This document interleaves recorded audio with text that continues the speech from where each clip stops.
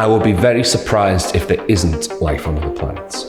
I'd be very surprised if there isn't lots of different places in our solar system where life either has existed or maybe even currently exists.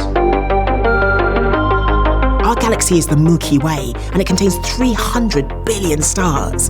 Now, each one of those stars is a sun like our sun, and what we're detecting is planets going around those stars. We call them exoplanets.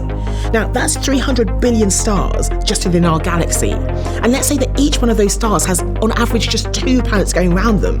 That's a lot of planets just in our galaxy. We know that as soon as the Earth cooled, as soon as it stopped being slammed by comets, that life started pretty quickly. And that would imply that life starts wherever it can, whenever it can, fairly quickly.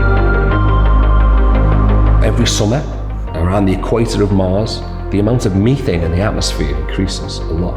And then it decreases in the winter. And we don't know what's causing it. We know it's not being delivered by meteorites. There's a possibility it might be volcanism and volcanoes, but it's perfectly possible that some kind of life, microbial, possibly very simple, is waking up every Martian summer as the temperature rises, doing its thing, and then going back to sleep.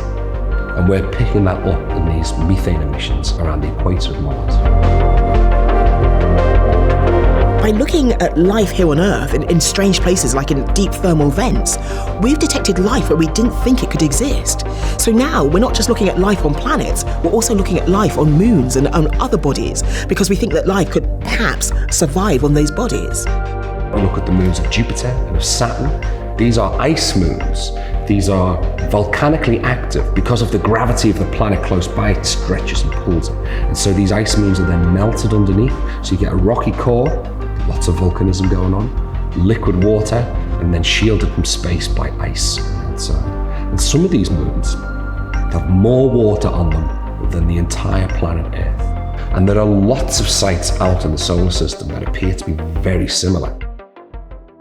We think there are about 200 billion galaxies in our universe. So with all those numbers, why would life just occur here? It might be life which is very different to the life we know here, but I'm pretty convinced there's life out there. Any intelligent life forms out there will be much more advanced than us. I don't mean 100 years or 1,000 years.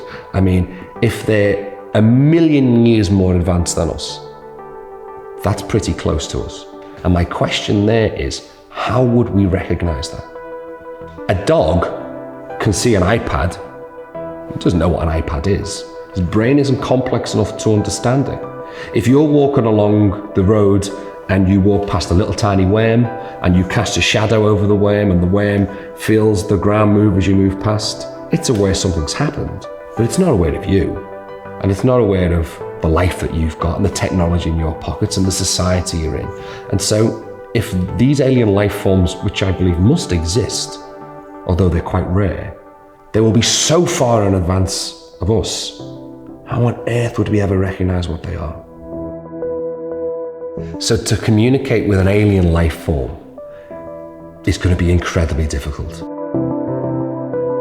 Many people have considered this problem, and I think the idea is we'll use sort of the language of the universe, the fundamentals. And this was sort of demonstrated when the golden disc was sent on the Voyager spacecraft. Various things were put on this disc and various things to try and sort of get to the fundamentals.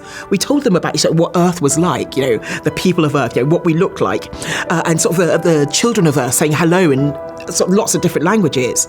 But we also put some of the fundamental building blocks of the universe, the hydrogen transition line, the circumference of a circle, pi. These seem to be fundamental laws of the universe, and so it's a good way to start a communication. So if we start with these things, then perhaps we can build up to sort of emotion and sort of other things. But I think we need to start with something that's fundamental to all of us, and it might be these sort of prime things in the universe.